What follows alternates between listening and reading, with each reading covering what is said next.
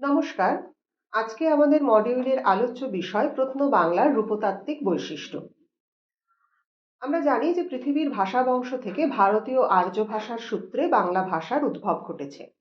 বিভিন্ন কালপর্বের নিরিখে প্রথম প্রাপ্ত যে বাংলা ভাষা সেটাই হলো প্রত্নবাংলা বা প্রাচীন বাংলা ভাষা। প্রাচীন বাংলা ভাষায় যে সমস্ত নিদর্শন পাওয়া যায় সেই নিদর্শনগুলো থেকে বিশ্লেষিত রূপতাত্ত্বিক বৈশিষ্ট্যগুলোই আজকে আমাদের আলোচ্য বিষয়। এই মডিউলের উদ্দেশ্য কি? এক, প্রত্ন বাংলা ভাষার উদ্ভব সম্পর্কে জানা, প্রত্ন বাংলার কালপর্ব পরিচিতি এবং প্রাচীন বাংলার বিবিধ রূপতাত্ত্বিক বৈশিষ্ট্যাবলী সম্পর্কে আলোচনা করা। কেন পড়বে ছাত্রছাত্রীরা এই মডিউল, বা সোজা কথায় এই মডিউলের তাৎপর্য কি? না, প্রাচীন বাংলা ভাষার রূপতাত্ত্বিক বিশেষত্ব সম্পর্কে তারা সুনির্দিষ্ট জ্ঞান লাভ করতে পারবে। প্রত্ন বাংলার সাহিত্যিক নিদর্শন পাঠের সময় রূপতাত্ত্বিক বৈশিষ্ট্যগুলোকে তারা আলাদাভাবে চিহ্নিত করতে সমর্থ হবে। আর মধ্য এবং আধুনিক বাংলার তুলনায় প্রত্ন বাংলা ভাষার রূপতাত্ত্বিক প্রাচীনত্ব চিহ্নিতকরণে তাদের দক্ষতা অর্জিত হবে। এখন এই যে প্রত্ন বা প্রাচীন বাংলার রূপতাত্ত্বিক বৈশিষ্ট্য, সেটা বলতে গেলে আগে আমাদের বুঝতে হবে যে রূপতাত্ত্বিক বৈশিষ্ট্য বলতে আমরা কি বুঝি। রূপতাত্ত্বিক বৈশিষ্ট্য সম্পর্কে জানতে গেলে আগে স্বাভাবিকভাবেই জানতে হবে রূপতত্ত্ব কি, এবং সেটার গভীরে ঢুকতে গেলে আমাদের দেখতে হবে রূপ কাকে বলে। এই রূপ অর্থে সৌন্দর্য নয়, ভাষাবিজ্ঞানের অর্থে রূপ হলো একাধিক স্বনিমের সমন্বয়ে গঠিত ক্ষুদ্রতম অর্থপূর্ণ একক। এই স্বনিম এটা হচ্ছে ধ্বনিতত্ত্বের এলাকায়, যেখানে মূল ধ্বনি, ধরা যাক দন্ত স, তার উচ্চারণ বৈচিত্র্যে সেখানে থাকতে পারে তালব্য স, সেখানে থাকতে পারে মূর্ধন্য স, সেখানে থাকতে পারে দন্ত স, কিন্তু মূল ধ্বনি একটাই, সেটা হচ্ছে দন্ত স, সেটাই হচ্ছে স্বনিম।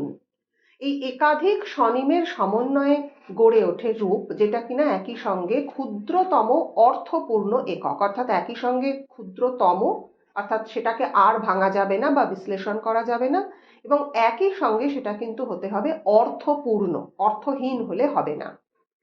যেমন ধরা যাক আমাদের ধ্বনিতত্ত্বের ক্ষেত্রে মূল ধ্বনিটাকে আমরা কি বলি? স্বনিম। রূপতত্ত্বের ক্ষেত্রে মূল রূপকে বলা হয় রূপিম, রয় দীর্ঘ উ, পয় হ্রস্ব ই, ম, রূপিম। যেমন মায়ের, ময়াকার অন্তস্তয় একার র, এই শব্দে মূল রূপ কি? মা। যেমন মা যুক্ত এর, মা এর।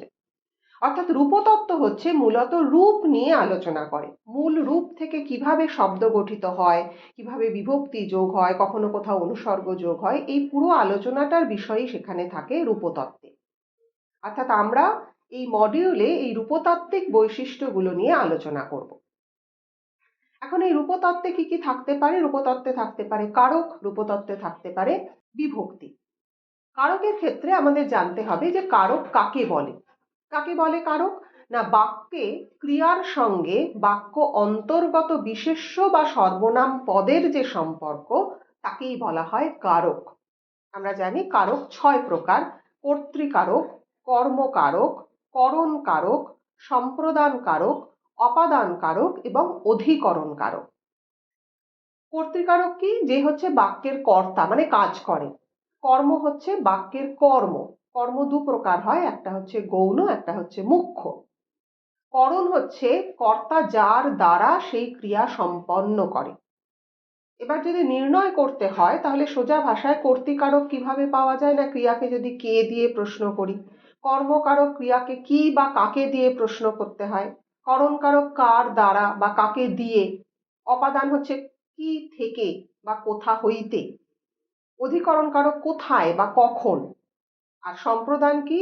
না, যখন নিঃস্বার্থ দান করা হয়, অর্থাৎ আমি যেটা দিলাম তার প্রত্যাশায় আমি কিছু ফিরে পাই না, সেটাই হচ্ছে সম্প্রদান করা। সেই আধারের সঙ্গে ক্রিয়ার যে সম্পর্ক, সেটাই হয় সম্প্রদান কারক। যেমন ভিখারিকে ভিক্ষা দাও, আমরা ভিখারিকে ভিক্ষা দিয়ে আর সেটা ফেরত নিই না, সেটা হচ্ছে সম্প্রদান করা। তাহলে এই হলো কারক কাকে বলে, কারক কয় প্রকার। এরপর হচ্ছে বিভক্তি। বিভক্তি কাকে বলে? বিভক্তি হচ্ছে এক ধরনের চিহ্ন যেটা শব্দ বা ধাতুর সঙ্গে যুক্ত হয়ে বাক্যে প্রবেশের ছাড়পত্র পায়। সোজা কথায় বিভক্তি শব্দ বা ধাতুকে পদে পরিণত করে। ধরা যাক ছাগল, এটা একটা শব্দ, কিন্তু যখন বলা হয় যে ছাগল ঘাস খায়, এখানে ছাগল কিন্তু আর শব্দ নয়, এখানে ছাগল কিন্তু একটা পদ। এখন কেউ বলতে পারে যে আগেরটাও তো ৬ আকার গ ল লিপিচিত্র দেখতে তাই, আর এখানেও হচ্ছে ৬ আকার গ ল, এখানেও একই দেখতে, তাহলে কি করে বুঝবো যে এটা শব্দ আর ওটা পদ? বুঝতে হবে এখানে যে এই যে ছাগল ঘাস খায়, এখানে ছাগল এই শব্দটার সঙ্গে শূন্য বিভক্তি যুক্ত হয়ে আছে বলে আমরা তাকে দেখতে পাচ্ছি না, দুটো মনে হচ্ছে একই। শূন্য বিভক্তি হচ্ছে যেখানে চিহ্নটা দেখা যায় না, বিভক্তির চিহ্ন যেখানে শব্দকে পদে পরিণত করে ঠিকই, কিন্তু সে নিজে অপ্রকাশিত থাকে, কেমন, সেটাই তার নাম হচ্ছে শূন্য বিভক্তি। যেমন বুলবুলিতে ধান খেয়েছে, এখানে ধান হচ্ছে শূন্য বিভক্তি, কেমন, কিন্তু যদি বুলবুলিতে হতো তাহলে সেখানে তে বিভক্তি আমরা বুঝতে পারছি। ফলে এই হচ্ছে বিভক্তি, যেটা কিনা আদতে একটা চিহ্ন, যেটা হচ্ছে কোনো একটা শব্দকে বা ধাতুকে পদে পরিণত করে। এই বিভক্তির দুটো প্রকার আছে, দুটো ভেদ আছে বা বিভাজন আছে। একটা হচ্ছে ধাতু বিভক্তি, আর একটা হচ্ছে শব্দ বিভক্তি। ধাতু বিভক্তি কাকে বলে? নাম শুনেই বোঝা যাচ্ছে ধাতুর পরে যে বিভক্তি বসে। এখন তোমরা বলতে পারো ধাতু কি? এটা কি আমরা যেটা বলি মেটাল সেটা? ব্যাকরণের অর্থে ধাতু বোঝায় ক্রিয়ার মূল অর্থ প্রকাশক অবিভাজ্য এবং মৌলিক যে অংশ, সেটাই হচ্ছে ধাতু। অর্থাৎ কর, এটা হচ্ছে একটা ধাতু, ক র, ক রয় হ্রস্বন্ত, এটা হচ্ছে ধাতু। ধাতুর চিহ্ন হচ্ছে অনেকটা রুট ওভারের মতো, খালি ওভারের ওই দাগটা থাকে না, এটাকে বলে ধাতুর চিহ্ন। এখন সেটা হচ্ছে এতটাই অবিভাজ্য যে তাকে ভাঙা যায় না, অর্থাৎ কর এটাকে বর্ণ বিশ্লেষণ করা যাবে যে ক যুক্ত অ যুক্ত র, কিন্তু একে ভেঙে ক র এরকম বলা যাবে না। ফলে ক্রিয়ার মূল অর্থ, কর দিয়ে বোঝা যাচ্ছে কিছু করা বোঝাচ্ছে, ক্রিয়ার মূল অর্থ যেটা একই সঙ্গে অবিভাজ্য এবং মৌলিক, এটাকেই বলা হয় ধাতু। এই ধাতুর পরে যে বিভক্তি যুক্ত হয় সেটা হচ্ছে ধাতু বিভক্তি, আর শব্দের পরে যে বিভক্তি যুক্ত হয় সেটা হচ্ছে শব্দ বিভক্তি। ধাতু বিভক্তি কিরকম? ধরা যাক কর, এই একটাই ধাতু, কর যুক্ত ই, হ্রস্ব ই বিভক্তি করি। কর যুক্ত এ, করে, এ বিভক্তি। একটাই ধাতু কর, তার সঙ্গে যুক্ত হচ্ছে ইবে, করিবে, সেখান থেকে চলিত বাংলায় করবে। কর যুক্ত ইতেছে, হ্রস্ব ই, তয় একার, ছয় একার, করিতেছে, সেখান থেকে করছে। তাহলে এই গেল ধাতু বিভক্তি। শব্দ বিভক্তি কি? না শব্দের পরে যে বিভক্তি বসে, যেমন রাম যুক্ত কে, রামকে, রাম একটা শব্দ, তার সঙ্গে কে বিভক্তি যুক্ত হচ্ছে, দিয়ে হচ্ছে রামকে। যেমন বাস যুক্ত এ, বাসে, তাহলে বাস একটা শব্দ, এটা কিন্তু কোনো ধাতু নয়, তার সঙ্গে এ বিভক্তি যুক্ত হয়ে সেটা দাঁড়াচ্ছে বাসে। তাহলে এই হচ্ছে কারক বিভক্তি সম্পর্কে আমাদের একটা প্রাথমিক ধারণা। এরপরে আমরা আসছি যে আমাদের প্রাচীন বাংলা বা প্রত্ন বাংলার রূপতাত্ত্বিক বৈশিষ্ট্যগুলো কেমন ছিল। প্রথমেই হচ্ছে আমরা দেখে নেব কারক বিভক্তির আঙ্গিকে কি কি রূপতাত্ত্বিক বৈশিষ্ট্য। প্রথম হচ্ছে মুখ্য এবং গৌণ কারক, গৌণ বা তির্যক কারক। এখানে মুখ্য কারকের বিভক্তি কোনগুলো ছিল? সংস্কৃতের শূন্য বিভক্তি, যেটা আগেই আলোচনা করলাম, শূন্য বিভক্তি কি, তার চিহ্নটা দেখা যায় না। দ্বিতীয় হচ্ছে প্রথমা বিভক্তি, অর্থাৎ কর্তায় যে বিভক্তি সেটাকে বলা হয় প্রথমা বিভক্তি। দ্বিতীয়া বিভক্তি মানে কর্মের যে বিভক্তি তাকে বলা হতো দ্বিতীয়া বিভক্তি। আর কোনগুলো গৌণ কারকের বিভক্তি? না তৃতীয়া থেকে সপ্তমী, অর্থাৎ করণ থেকে অধিকরণ কারক এর যে বিভক্তি সেগুলো ছিল গৌণ কারকের বিভক্তি। সোজা কথায় কর্তা এবং কর্ম সেটা ছিল মুখ্য কারকের বিভক্তি, আর করণ থেকে অধিকরণ অবধি এটা ছিল গৌণ কারকের বিভক্তি। ২ নম্বর কি ছিল? না কর্তৃকারকে শূন্য বিভক্তি, যেটা আমরা বিভক্তি বোঝাতে গিয়ে বলছিলাম যে কর্তৃকারকে শূন্য বিভক্তি বলতে কি বোঝায়। যেমন রাম বই পড়ে, পড়ে এখানে ক্রিয়াপদ, আমরা যদি বলি কে পড়ে, উত্তর পাবো রাম, অর্থাৎ এটা হচ্ছে কর্তৃকারক, এ হচ্ছে বাক্যের কর্তা, এই হচ্ছে কাজ সম্পাদন করছে, কাজ সম্পন্ন করছে। এবার রাম এর সঙ্গে যে বিভক্তিটা যুক্ত আছে কিন্তু আমি চোখে দেখতে পাচ্ছি না, অথচ রাম এই শব্দটাকে পদে পরিণত করছে, সেটা হচ্ছে শূন্য বিভক্তি, তাই সেটা চোখে দেখা যাচ্ছে না। বা যদি বলি বাঘ শিকার করে, কে শিকার করে? বাঘ। বাঘের সঙ্গে শূন্য বিভক্তি যুক্ত হয়েছে বলে এখানে বাঘ শব্দটা পদে পরিণত হয়েছে। বা ধরা যাক কুসুম ফুল তোলে, কে ফুল তোলে? কুসুম। ফলে কুসুমেও এখানে এই শব্দটাতে শূন্য বিভক্তি যুক্ত আছে। এই যে কর্তৃকারকে শূন্য বিভক্তি, এটা ছিল প্রাচীন বাংলার একটা অন্যতম রূপতাত্ত্বিক বৈশিষ্ট্য। এই যে বললাম রাম বই পড়ে, বাঘ শিকার করে, কুসুম ফুল তোলে, এটা তো একেবারেই আধুনিক। তাহলে আমাদের প্রাচীন বাংলার উদাহরণ কি ছিল? চঞ্চল চিয়ে পৈঠ কালো। চঞ্চল চিয়ে পৈঠ কালো, অর্থাৎ চঞ্চল চিত্তে কাল প্রবেশ করলো। এখানে যে কাল এর তলায় দাগ দেওয়া আছে, এটা হচ্ছে কর্তৃকারকের শূন্য বিভক্তি। কে প্রবেশ করলো? কাল। আর যেমন অনির্দিষ্ট কর্তায় এ বিভক্তির প্রয়োগ, যেমন রুখের তেনতলি কুম্ভীরে খা অ। রুখের মানে গাছের, তেনতলি মানে তেঁতুল, কুম্ভীরে মানে কুমিরে, খা অ মানে খেয়ে নিল। রুখের তেনতলি কুম্ভীরে খা অ, অর্থাৎ গাছের তেঁতুল কুমিরে খেয়ে নিল। কে খেয়ে নিল? তাহলে কুমিরে, কুম্ভীরে, তাহলে কুম্ভীর যুক্ত এ, এখানে এ বিভক্তি যুক্ত আছে। তাহলে এতক্ষণ আমরা দেখলাম যে কিভাবে কর্তৃকারকে শূন্য বিভক্তির প্রয়োগ ঘটছে। তৃতীয়ত যে বৈশিষ্ট্য, সেটা হচ্ছে করণ কারকের প্রচলিত বিভক্তি হচ্ছে এ। কাকে বলবো করণ কারক? আমরা আগে দেখছিলাম যে যার দ্বারা বা যাকে দিয়ে কর্তা কোনো কাজ সম্পাদন করে তাকেই বলা হয় করণ কারক। যেমন রাম ছুরিতে ফল কাটে, এখানে কাটাটা হচ্ছে ক্রিয়া। যদি প্রশ্ন করা হয় কি দিয়ে ফল কাটে, না ছুরিতে বা ছুরির দ্বারা, কাজেই ছুরিতে হচ্ছে করণ কারক। প্রাচীন বাংলায় উদাহরণ কি ছিল? না প্রাচীন বাংলায় করণ কারকের বহু প্রচলিত বিভক্তি ছিল এ, মানে এ চন্দ্রবিন্দু। যেমন মতি এ ঠাকুরক করিনি বিদ্যা, এখানে মতি এ, এটা হচ্ছে করণ কারক যেখানে বিভক্তি যুক্ত হয়েছে এ। কিন্তু এর পাশাপাশি যেমন করণ কারক দেখলাম এ বিভক্তি, এই এ বিভক্তির আরো প্রয়োগ দেখা যায় অধিকরণ কারকে। অর্থাৎ করণ কারকেও যেমন ছিল এ বিভক্তি, তার পাশাপাশি অধিকরণ কারকেও কিন্তু এ বিভক্তির প্রয়োগ ছিল। অর্থাৎ করণ এবং অধিকরণ কারকের বিভক্তি প্রায়শই একাকার হয়ে গিয়েছিল। যেমন ঘরে। আর কি ছিল? যেমন হ্রস্ব ই বিভক্তি, এ বিভক্তি তো ছিলই অধিকরণ কারকে। আমরা জানি অধিকরণ কারক বোঝায় কোনো স্থান বা কোনো সময় বা কোনো বিষয়।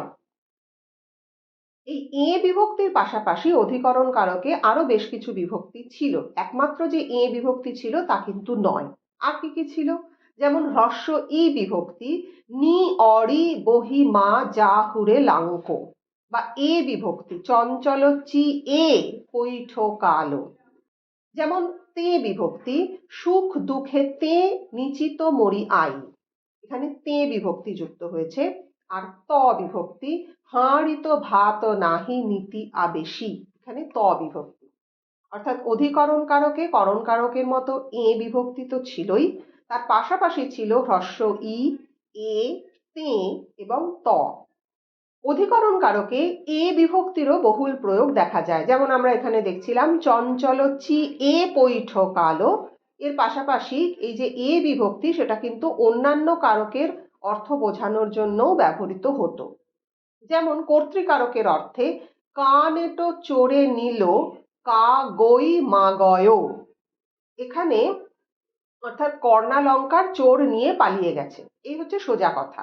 এখন তাহলে কে নিয়ে পালিয়ে গেল? না চোর। তাহলে এখানে হচ্ছে চোরে, এটা হচ্ছে কর্তৃকারক। কিন্তু আগে আমরা দেখলাম অধিকরণ কারকে যেরকম এ বিভক্তি ছিল, যেমন চঞ্চল চি এ, চঞ্চল চিত্তে কাল প্রবেশ করলো। কাল কোথায় প্রবেশ করলো? চঞ্চল চিত্তে, চি এ, এখানে ছিল অধিকরণ কারকে এ বিভক্তি। কিন্তু এখানে যখন দেখা যাচ্ছে যে কানেটো চোরে নিল কা গই মা গয়, সেখানে আবার কর্তৃকারকে আমরা এ বিভক্তির প্রয়োগ দেখছি। অপাদান কারকের অর্থেও এই বিভক্তির প্রয়োগ ছিল প্রাচীন বাংলায়। যেমন জামে কাম কি কামে জাম, যেমন জামে মানে জাম হইতে, বর্গীর জয়াকার ময় একার, আসল শব্দ হচ্ছে জাম, সেখানে যুক্ত হচ্ছে এ বিভক্তি দিয়ে তাকে পদে পরিণত করছে জামে। অপাদান কারকের বিভক্তি কি ছিল? অপাদান কারকের নিজস্ব বিভক্তি ছিল হু, হয় হ্রস্ব চন্দ্রবিন্দু। যেমন র অ ন হু, এই শব্দটা এসেছে রত্নাথ অর্থাৎ রত্ন থেকে। সেখানে প্রাচীন বাংলায় ছিল র অ ন হু। রত্নাৎ এটা সংস্কৃত শব্দ, সেখান থেকে প্রাচীন বাংলায় এসছে র অ ন হু। এরপরে যে আমরা বৈশিষ্ট্যটা দেখব সেটা হচ্ছে প্রাচীন বাংলায় কিভাবে অনুসর্গ ব্যবহৃত হতো। আমরা আগে দেখেছি বিভক্তি কাকে বলে, এখন আমরা দেখব যে অনুসর্গ কি। কাকে বলে অনুসর্গ? না, যে সমস্ত অব্যয় বিশেষ্য বা সর্বনাম পদের পরে পৃথকভাবে অবস্থান করে শব্দ বিভক্তির কাজ করে তাদের অনুসর্গ, পরসর্গ বা কর্মপ্রবচনীয় বলে। অর্থাৎ অনুসর্গ হচ্ছে এক ধরনের অব্যয় যেটা বসে বিশেষ্য বা সর্বনাম পদের পরে, এবং সেটা কিন্তু আলাদাভাবে বসে সেটা কিসের কাজ করে? না, শব্দ বিভক্তির কাজ করে। ধরা যাক, যদি এরকম একটা উদাহরণ বলি যে একথা কার কাছ থেকে শুনলে, এখানে থেকে এটা হচ্ছে অনুসর্গ। বা স্বপ্ন দিয়ে তৈরি সে দেশ স্মৃতি দিয়ে ঘেরা, এই দুটো দিয়েই হচ্ছে অনুসর্গ। বা ভূতের মতন চেহারা যেমন নির্বোধ অতি ঘোর, এখানে মতন এটা হচ্ছে অনুসর্গ। তো প্রাচীন বাংলায় আমরা বিভক্তির পরিবর্তে বেশ কিছু অনুসর্গের ব্যবহারও দেখি। যেমন তোহর অন্তরে, এখানে অন্তরে হচ্ছে অনুসর্গ। তোহর অন্তরে মানে হচ্ছে তোর তরে। এখানে অনুসর্গের যে ব্যবহারটা আমরা দেখছি, যে চর্যাপদে অনুসর্গীয় বিভক্তির প্রয়োগ, যেমন ক বা কে, এটা গৌণ কর্ম এবং সম্বন্ধ বোঝাতে ব্যবহৃত হতো। গৌণ কর্ম কাকে বলে? আমরা জানি যে কর্ম সেটা হচ্ছে গৌণ, সেটা মুখ্য নয়। মুখ্য কর্ম আর গৌণ কর্মের তফাৎ কি? না, আমরা জানি যে ক্রিয়াকে কি বা কাকে দিয়ে প্রশ্ন করলে যে উত্তর পাওয়া যায় সেটাই হচ্ছে কর্ম। এই কর্মের দুটো ভাগ, একটা হচ্ছে মুখ্য কর্ম, একটা হচ্ছে গৌণ কর্ম। যেটা হচ্ছে মুখ্য কর্ম সেটা হচ্ছে ক্রিয়াকে কি দিয়ে প্রশ্ন করতে হয়, যেটার উত্তর পাওয়া যায় কোনো একটা নিষ্প্রাণ বস্তু, জড় বস্তু। আর ক্রিয়াকে কাকে দিয়ে প্রশ্ন করলে উদাহরণ যেটা পাওয়া যায়, উত্তর যেটা পাওয়া যায়, সেটা হলো সজীব বস্তু, মানুষ বা অন্য কিছু যার প্রাণ আছে, সেটা হচ্ছে গৌণ। ফলে এই গৌণ কর্মে ক এবং কে সম্বন্ধ পদ এটা ছিল। অর্থাৎ নাশক থাতি, এখানে ক বিভক্তি। ছান্দক বান্ধ, ক বিভক্তি। আবার বাহবকে পারই, এখানে হচ্ছে কে বিভক্তি। গৌণ কর্মে কু বিভক্তির প্রয়োগ ছিল, অনুসর্গীয় বিভক্তি, যেমন মকুণ্ঠা। গৌণ কর্মে ছিল রে বা রে, যেমন রস রসা নেড়ে কঙ্খা। আবার অপাদান, করণ এবং অধিকারণ তিনটে বোঝাতেই ব্যবহৃত হতো ত বা তে, যেমন ডম্বিত বা সুখ দুঃখে তে। নামবাচক অনুসর্গের প্রয়োগ ছিল, যেমন ডম্বি এর সাঙ্গে, তৈ বিনু, গ অ ন মাঝে।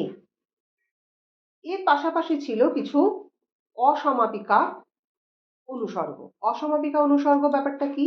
না, অনুসর্গের আগেই আমরা দেখলাম, যখন দেখছিলাম যে অনুসর্গ কাকে বলে, অনুসর্গের অধিকাংশই হচ্ছে অব্যয়, কিন্তু কিছু কিছু অসমাপিকা ক্রিয়াপদও অনুসর্গ হিসেবে ব্যবহৃত হয়, সেগুলোকেই বলা হয় অসমাপিকা অনুসর্গ। যেমন করিয়া থেকে করে, ধরিয়া থেকে ধরে, বলিয়া থেকে বলে, থাকিয়া থেকে থেকে। যেমন করিয়া থেকে করে, কিরম উদাহরণ, যে এমন সাহস করে তুই সব কথা বলতে পারতিস, এই যে করে, এটা হচ্ছে অনুসর্গ। ধরিয়া, সেখান থেকে চলিতে ধরে, যেমন 5 দিন ধরে বৃষ্টি হচ্ছে, তো এটা একটা অসমাপিকা ক্রিয়াপদ, সেটা অনুসর্গ হিসাবে ব্যবহৃত হচ্ছে, তাই ধরে। বলিয়া, সাধু বাংলা, সেখান থেকে চলিতে বলে, যেমন শরীর অসুস্থ বলে তিনি যেতে পারবেন না বা তিনি আসতে পারেননি, এই যে বলিয়া থেকে বলে, এটা হচ্ছে অনুসর্গ। থাকিয়া, সেখান থেকে থেকে, যেমন উনি আমাদের সবার থেকে বড়। কাজে এটা হচ্ছে ক্রিয়াপদীয় অনুসর্গের ব্যবহার। এবার আমরা প্রাচীন বাংলায় কিরম দেখি, না, দিয়া চঞ্চালি, দৃঢ় করি, কণ্ঠে লইয়া, এগুলো হচ্ছে আমাদের অসমাপিকা অনুসর্গের উদাহরণ। এরপরে প্রত্ন বাংলার যে রূপতাত্ত্বিক বৈশিষ্ট্যটা আমরা পড়বো, সেটা হচ্ছে সম্বন্ধ পদের বিভক্তি কি ছিল। কাকে বলবো সম্বন্ধ পদ? না, পরবর্তী বিশেষ্যের সঙ্গে কোনো সম্বন্ধ থাকলে র বা এর বিভক্তি যুক্ত পূর্ববর্তী বিশেষ্য বা সর্বনামকে সম্বন্ধ পদ বলে। যেমন মায়ের স্নেহ, স্নেহ একটা বিশেষ্য, তার সঙ্গে মায়ের একটা সম্পর্ক আছে। কার স্নেহ? মায়ের স্নেহ, তাহলে এর সঙ্গে যুক্ত হচ্ছে এর, মা যুক্ত এর, মা এর। যেমন ভাইয়ের প্রীতি, কিন্তু দেবতার ধন, তখন কিন্তু দেবতা এই শব্দটার সঙ্গে র বিভক্তি যুক্ত হচ্ছে। মায়ের বা ভাইয়ের ক্ষেত্রে যেরকম এর বিভক্তি যুক্ত হচ্ছিল, এখানে কিন্তু যুক্ত হচ্ছে এর নয় র। তো সম্বন্ধ পদে কিরম ছিল, যেমন রুখের তেন্তলি কুম্ভীরে খাও, গাছের তেঁতুল কুমিরে খায়। এখানে তেন্তলি বা তেঁতুল বিশেষ্য পদ, তার সঙ্গে কার সম্পর্ক আছে? তেঁতুলটা কোথাকার? গাছের তেঁতুল, কুমিরেরও তেঁতুল নয়, খাওয়ারও তেঁতুল নয়। তাহলে এটা হচ্ছে রুখের বা গাছের সঙ্গে সম্পর্কনিত, রুখ যুক্ত এর। তাহলে রুখের সঙ্গে তেন্তলি সম্পর্কান্বিত বা সম্পর্কযুক্ত, তাই রুখের তেন্তলি, এখানে রুখের হচ্ছে সম্বন্ধ পদ এবং যেখানে দেখা যাচ্ছে এর বিভক্তি।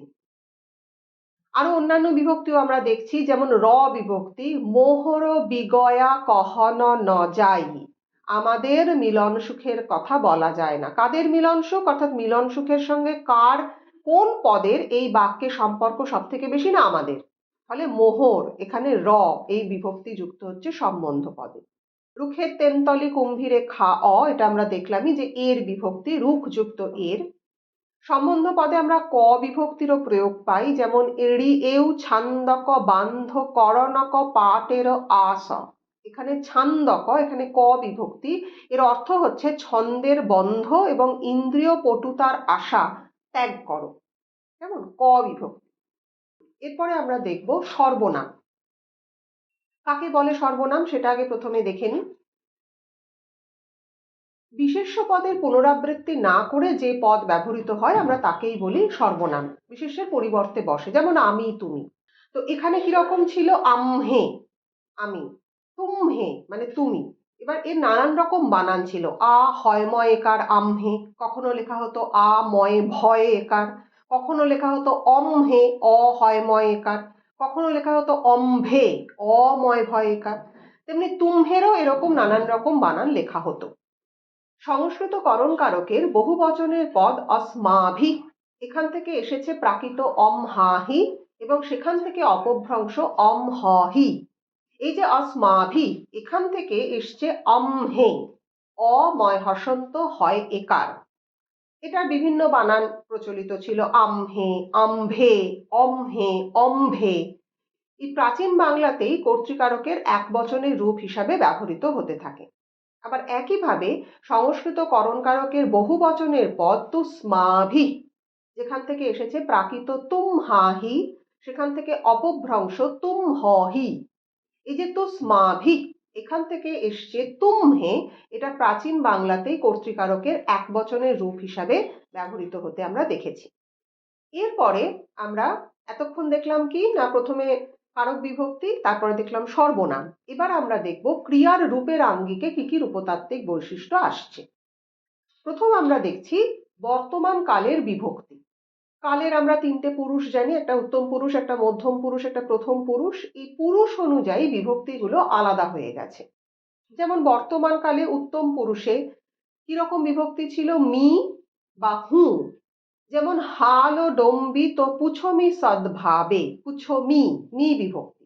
এর মানে হচ্ছে হ্যাঁ রে ডোমনি বা ডোম রমণী, তোকে সাদা মনে একটা কথা জিজ্ঞেস করি। কেমন?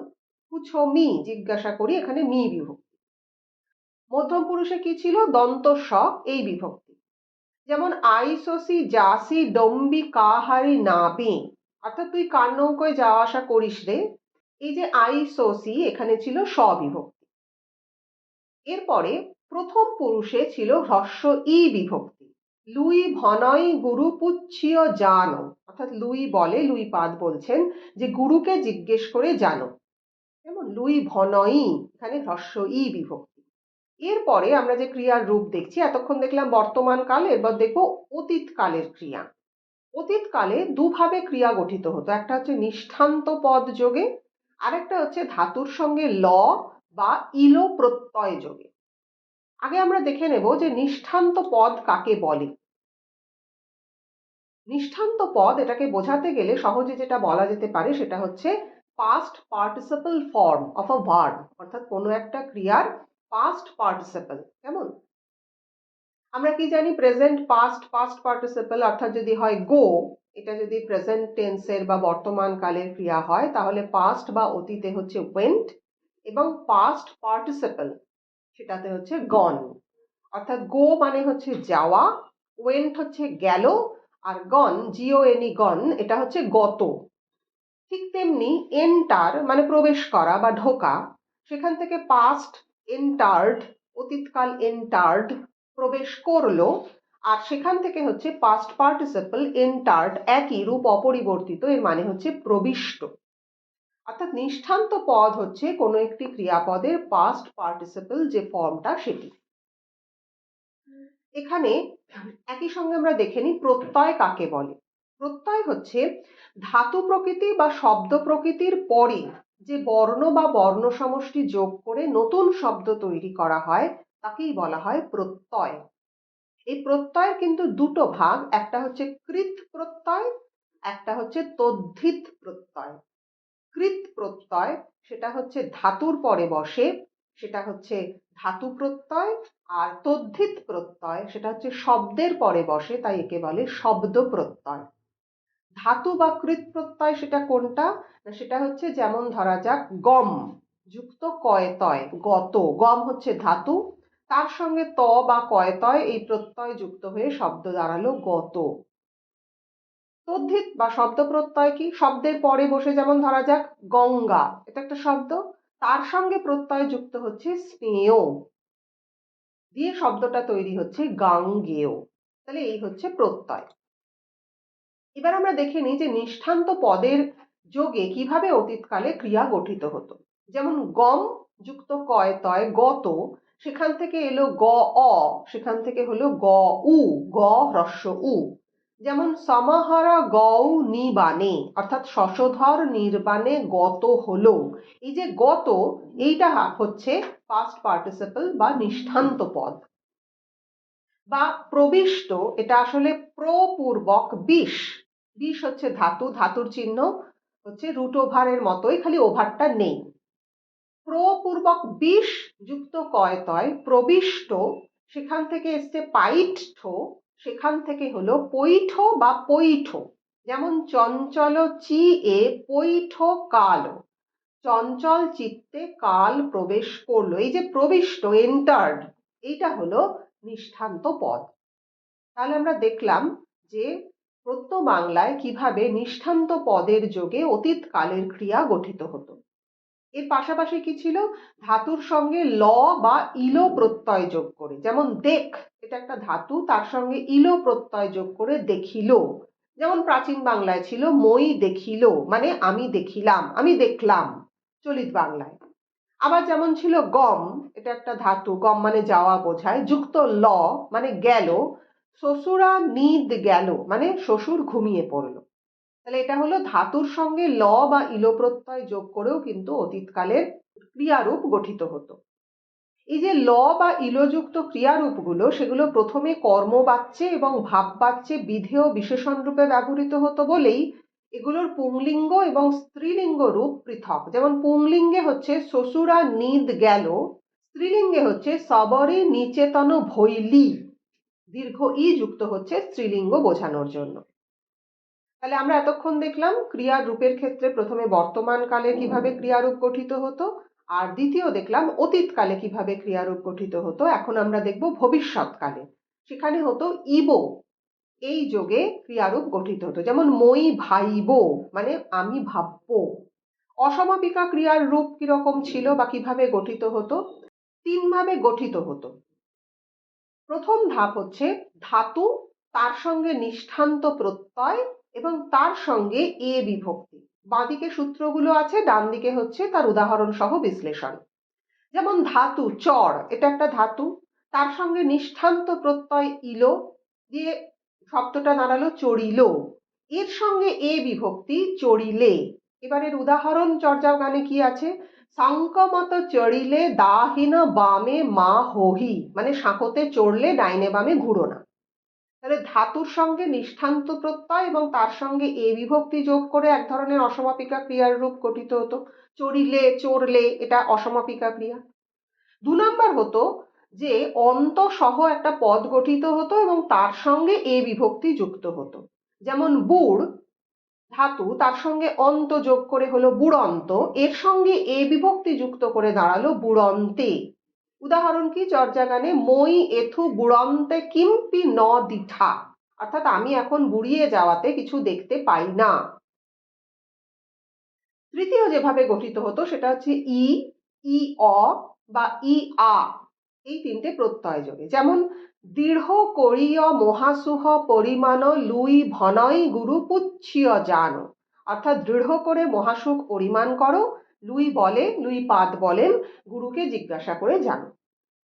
ফলে অসমাপিকা ক্রিয়ার রূপ গঠনের ক্ষেত্রে আমরা তিনটে প্রকারভেদ দেখলাম এবং তার উদাহরণগুলো দেখে নিলাম যে কিভাবে সেগুলো বিশ্লেষণ করা যেতে পারে।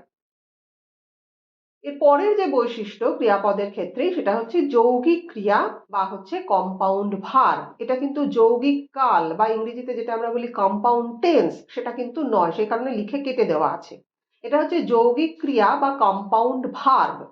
কাকে বলে যৌগিক ক্রিয়া বা কম্পাউন্ড ভার্ব? ইয়া বা ইতে এই বিভক্তিযুক্ত অসমাপিকা ক্রিয়া যখন সমাপিকা ক্রিয়ার অব্যবহিত পূর্বে মানে ঠিক আগে বসে উভয়ে মিলে মানে দুটো মিলে একটা মাত্র ক্রিয়ার অর্থ প্রকাশ করে তখন তাকে বলে যৌগিক ক্রিয়া। যেমন যদি বলা যায় এক কোপে মাথা কেটে ফেললো, এখানে কেটে ফেলা একটাই ক্রিয়া কিন্তু দুটো আলাদা শব্দ, কেটে ফেললো, তার মধ্যে একটা কিন্তু অসমাপিকার কাজ করছে কেটে। তুমি দাঁড়িয়ে আছো কেন? দাঁড়িয়ে থাকা এটা একটা ক্রিয়াপদ কিন্তু সেখানে দুটো আছে, দাঁড়িয়ে এবং আছো। তুমি এত দূর নেমে গেছো, নেমে গেছো এটা ক্রিয়া কিন্তু সেখানে দুটো ক্রিয়া ঢুকে আছে, নেমে এবং গেছো। ছেলেগুলিকে বেঞ্চে বসিয়ে দাও, বসিয়ে দাও ক্রিয়াপদ কিন্তু তার দুটো ভাগ, একটা বসিয়ে একটা দাও। তাহলে এই গেল যৌগিক ক্রিয়ার গঠন।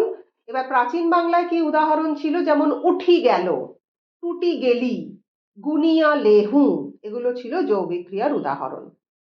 তাহলে আমরা প্রাচীন বাংলার যে রূপতাত্ত্বিক বৈশিষ্ট্যগুলো দেখছিলাম, আমরা প্রথমে দেখলাম কারক বিভক্তির ক্ষেত্রে, দ্বিতীয়ত দেখলাম সর্বনামের ক্ষেত্রে, তৃতীয়ত দেখলাম ক্রিয়ার রূপের ক্ষেত্রে, আর চতুর্থত এখন আমরা দেখব বাচ্যের ক্ষেত্রে। এখন বাচ্য বলতে গেলে আমাদের প্রথমে বলতে হবে যে বাচ্য কাকে বলে। বাচ্য সোজা কথায় হলো ক্রিয়ার প্রকাশভঙ্গি। এই ক্রিয়ার প্রকাশভঙ্গি কি জানা যায় না? এক, ক্রিয়ার অন্বয় বাক্যের কর্তৃপদের সঙ্গে কিনা। দুই, ক্রিয়ার অন্বয় বাক্যের কর্মপদের সঙ্গে কিনা, অর্থাৎ কর্মের সঙ্গে কিনা। আর তিন, কর্তা কর্ম কোনোটার সঙ্গে অন্বিত না হওয়া এই ক্রিয়ার দ্বারা কেবল ক্রিয়ার ভাবটাই বোঝাচ্ছে কিনা। এই তিনটে জানা যায় ক্রিয়ার প্রকাশভঙ্গি থেকে। এখন এই বাচ্য সেটা হচ্ছে চার প্রকার, একটা কর্তৃবাচ্য, একটা কর্মবাচ্য, একটা ভাববাচ্য এবং একটা কর্মকর্তৃবাচ্য। এখানে আমাদের যেটা দরকার সেটা হচ্ছে ভাববাচ্য। ভাববাচ্য কাকে বলে না? যে বাক্য বিন্যাসে ক্রিয়ার ভাবই প্রধানভাবে বোঝায়। অর্থাৎ যদি আমরা বলি যে পাখিদের গান গাওয়া হয়, আমরা কিন্তু বলছি না পাখিরা গান গায়, কারণ সেখানে জোরটা পড়বে পাখিদের ওপর। অথচ এখানে বলা হচ্ছে পাখিদের গান গাওয়া হয়, অর্থাৎ ক্রিয়ার যে ভাব গাওয়া হয় এইটার ওপর এখানে স্ট্রেস পড়ছে বা জোর পড়ছে বা প্রধানভাবে বোঝানো হচ্ছে। তাই পাখিদের গান গাওয়া হয় এটা একটা ভাববাচ্য। যেমন যদি বলা হয় আপনি কোথায় থাকেন, এটা কিন্তু ভাববাচ্য নয়, কিন্তু যদি বলা হয় আপনার কোথায় থাকা হয় তাহলে সেটা কিন্তু ভাববাচ্য। তাহলে আমরা যেটা দেখলাম এখানে বাচ্য অর্থাৎ ভাববাচ্য যেটাকে বলা হয় প্যাসিভ ভয়েস, সেটা কাকে বলে এবং তার যে সাধারণ উদাহরণ কি, এরপরে আমরা দেখে নেব যে প্রাচীন বাংলায় এর উদাহরণটা কেমন ছিল। যেমন না বোনা ভেলা দি সই, এই দি সই এইটা এসেছে সংস্কৃত শব্দ দৃশ্যতে এখান থেকে।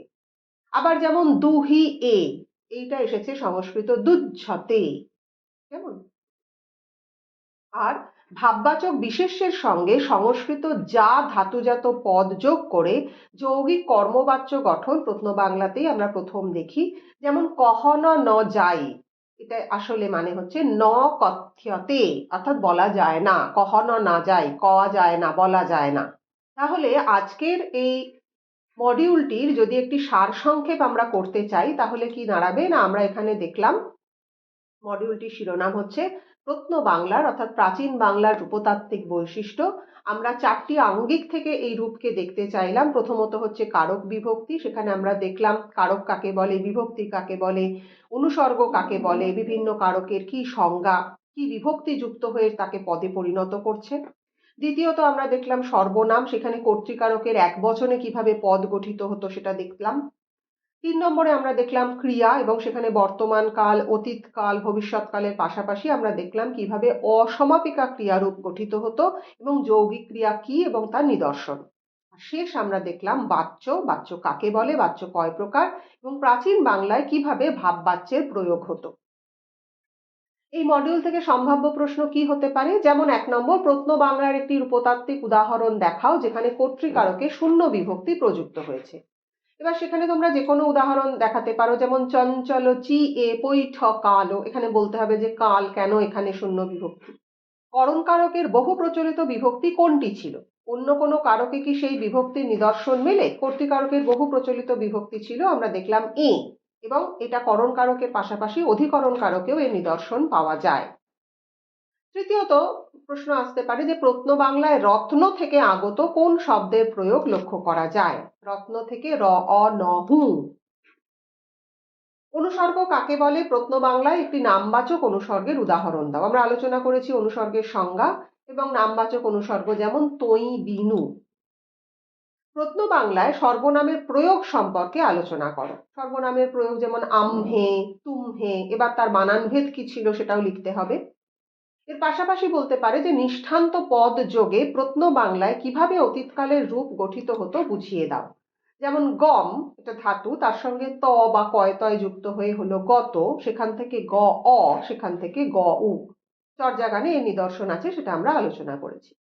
তো আজকের এই মডিউল কেন্দ্রিক কি কি সহায়ক গ্রন্থ তোমরা দেখতে পারো? তোমরা দেখতে পারো ডক্টর রামেশ্বর সয়ের সাধারণ ভাষা বিজ্ঞান ও বাংলা ভাষা, সুকুমার সেনের ভাষার ইতিবৃত্ত, পরেশচন্দ্র মজুমদারের বাংলা ভাষা পরিক্রমা প্রথম ও দ্বিতীয় খণ্ড, পরেশচন্দ্র মজুমদারের সংস্কৃত ও প্রাকৃত ভাষার ক্রমবিকাশ এবং আবুল কালাম মনসুর মোর্শেদের আধুনিক ভাষাতত্ত্ব।